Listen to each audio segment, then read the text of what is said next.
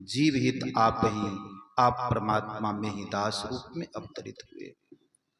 गुरु महाराज की शिष्य की बात को सुनाता हूं कि भार शरीर हल्का कैसे ज्ञानियों के लिए हो जाता है।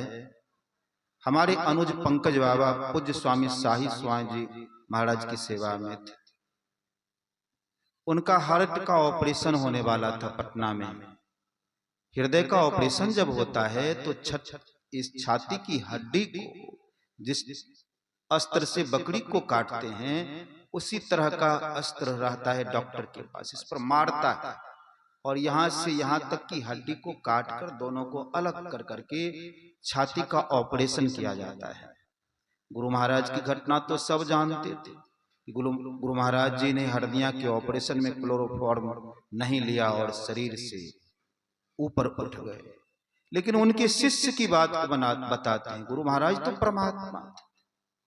पंकज बाबा गए, हजूर आप ऑपरेशन नहीं कराइए, यह दुख हम लोगों को बांट दीजिए। लोग क्या कहेंगे कि आप ऑपरेशन कराते। हम भी वहां थे और महात्मा लोग वहां थे पटना आश्रम के।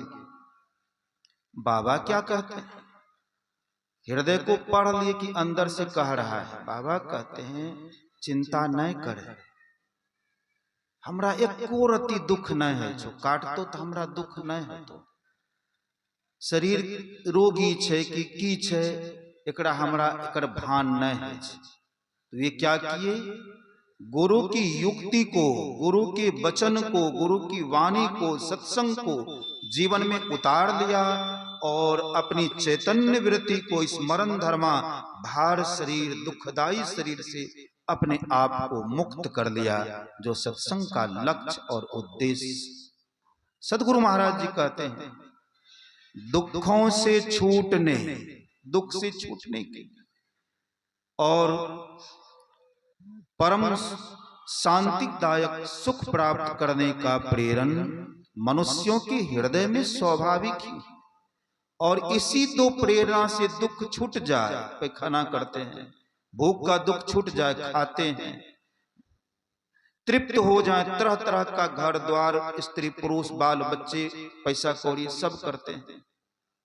तो गुरु महाराज क्या कहते हैं, इसी सुख को, किस सुख को, इन सारी चीजों से हमारा दुख दूर नहीं होता है, तृप्ति नहीं होती है, सदा सर्वदा की शांति नहीं मिलती है और हम अतृप्त मर कर करके नीच जोनियों में आ जाते हैं। सदगुरु महाराज कहते हैं कि जो सुख पाने के बाद शरीर भार से हम मुक्त हो जाएं, संसार शरीर से मुक्त हो जाएं, उसी को प्राप्त करा देने में संत मत की उपयोगिता है।